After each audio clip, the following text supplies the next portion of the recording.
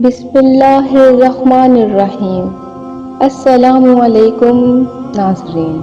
واقعہ کربلا، ایک قیامت صغریٰ، ایک ایسی دکھ بھری داستان جو کئی صدیوں سے اہل اسلام کی آنکھیں نم کیے ہوئے ہے۔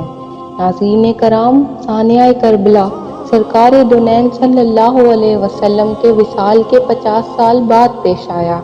جب امام حسین مکہ تشریف لائے تو کوفہ والے ان کے پاس آئے اور بعض نے قاصدوں کے ہاتھ پیغامات بھیجے کہ ہم نے آپ کی خاطر اپنے آپ کو بیعت سے روک رکھا ہے، ہم یزید کے والیوں کے پیچھے جمعہ نہیں پڑھتے، کیونکہ اس وقت وہاں شراب نوشی بہت زیادہ پھیل چکی تھی، اور کچھ لوگوں نے تو مسجد کے پیش امام تک کو نشے کی حالت میں پکڑا تھا۔ حضرت امام حسین نے اپنے چچا زاد بھائی حضرت مسلم سے فرمایا کہ تم کوفہ جاؤ اور حالات کا جائزہ لو، اگر ان کے بیانات سچے ہیں تو ہم کوفہ جائیں گے۔ حضرت مسلم کوفہ روانہ ہوئے اور وہاں پہنچ کر اہل کوفہ میں سے ایک شخص کے ہاں قیام کیا۔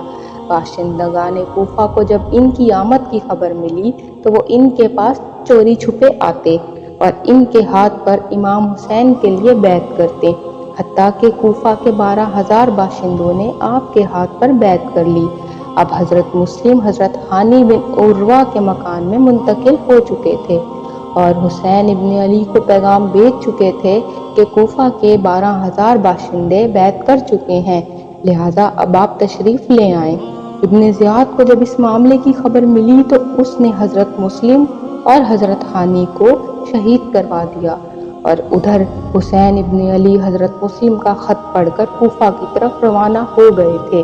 جب قصدیہ ان سے 3 میل کے فاصلے پر تھا، حر بن یزید امام حسین سے ملا اور کہا کہ آپ واپس لوٹ جائیں، کوفہ کے حالات آپ کے لیے سازگار نہیں ہیں۔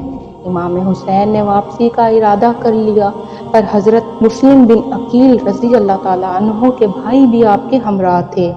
انہوں نے کہا، واللہ ہم واپس نہیں جائیں گے، انتقام لیں گے یا ہم بھی قتل ہو جائیں گے۔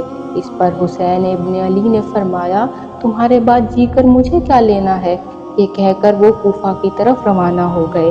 رستے میں ابن زیاد کے ہر اول دستے نظر آئے تو وہ کربلا کی طرف مڑ گئے اور ایسی جگہ ڈیرے ڈالے جہاں ان کی پشت پر بانس اور جھاڑ جھنجار تھا، تاکہ دشمن کا حملہ ایک ہی رخ سے ہو۔ امام حسین کے ساتھ اس وقت 45 سوار اور 100 پیادے تھے، اور وہاں ابن زیاد نے عمر بن سعد کو حکومت دینے کا وعدہ کر رکھا تھا۔ اس بنا پر اس نے عمر بن سعد کو نواسۂ رسول صلی اللہ علیہ وسلم کے مقابل جانے پر آمادہ کر لیا۔ ابن سعد حسین ابن علی کی طرف روانہ ہوا تو امام حسین نے اس سے کہا، دیکھو ان 3 باتوں میں سے کوئی ایک بات مان جاؤ، مجھے چھوڑ دو کہ میں جہاں سے آیا ہوں وہیں واپس چلا جاؤں، یا مجھے یزید کے پاس جانے دو، یا مجھے چھوڑ دو کہ میں کسی سرحد پر چلا جاؤں۔ عمر بن سعد نے یہ تجویز قبول کر لی اور منظوری کے لیے ابن زیاد کو خبر دی۔ ابن زیاد نے لکھا، نہیں، کوئی عزت نہیں، یہاں تک کہ وہ میرے ہاتھ پر بیعت کر لے۔ امام حسین نے فرمایا، اللہ کی قسم یہ ہرگز نہ ہوگا۔ اس پر ابن سعد نے امام حسین کے ساتھ جنگ چھیڑ دی۔ حضرت حسین کے تمام ساتھی شہید ہو گئے اور ان میں سے 10 سے اوپر ان کے گھرانے کے نوجوان بھی تھے، اور پھر ایک تیر آیا اور ان کے اس بیٹے کو لگا جسے وہ اپنی آغوش میں لیے ہوئے تھے۔ آپ رضی اللہ تعالیٰ عنہ اس کا خون پہنچتے جاتے اور فریاد کرتے جاتے تھے، اے اللہ، ہمارے اور ان کے درمیان تو ہی فیصلہ کر، جنہوں نے ہمیں یہ کہہ کر بلایا کہ ہم تمہاری مدد کریں گے، اور اب وہی ہمارے قتل کے در پہ ہیں۔ اور پھر امام حسین نے ایک یمنی چادر منگوائی، اسے پھاڑ کر اپنے بدن پر لپیٹا اور ہاتھ میں تلوار لے کر میدان جنگ میں اترے، اور اکیلے ہی کتنے دشمنان اسلام کو جہنم واس کرتے گئے، اور پھر تنہا نواسۂ رسول اور شیر خدا کے بیٹے پر نیزوں سے لیس دستے نے حملہ کیا اور امام حسین رضی اللہ تعالیٰ عنہ شہید ہو گئے۔ خدا کی رحمتیں ہوں ان پر۔ انہیں جس شخص نے شہید کیا وہ قبلہ مشرق کا ایک آدمی تھا۔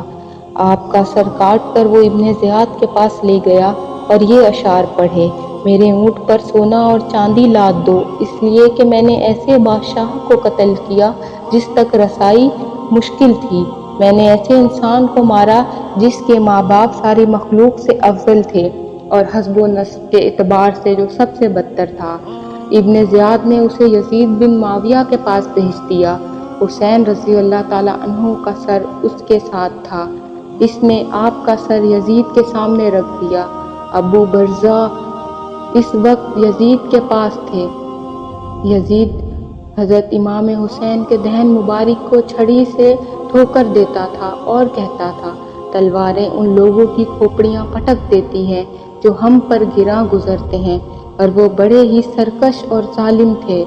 ابو برزہ نے کہا: چھری دہن مبارک سے اٹھاؤ، خدا کی قسم میں نے بارہا دیکھا ہے رسول اللہ صلی اللہ علیہ وسلم اپنا دہن مبارک اس دہن پر رکھ کر چوما کرتے تھے۔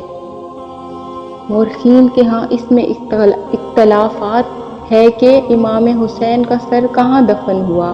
محمد بن سعد کہتے ہیں کہ یزید نے امام حسین کا سر مدینہ کے والی عمر بن سعد کے پاس بھیجا اور اس نے جنت البقیع میں آپ کی والدہ ماجدہ کے پاس اسے دفن کیا۔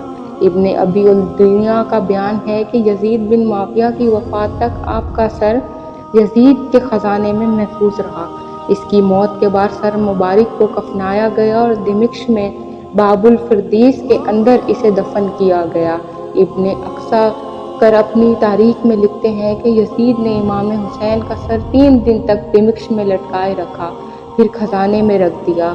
سلمان بن عبد الملک کے زمانے میں اسے نکالا گیا تو محض ایک سفید ہڈی باقی رہ گئی تھی۔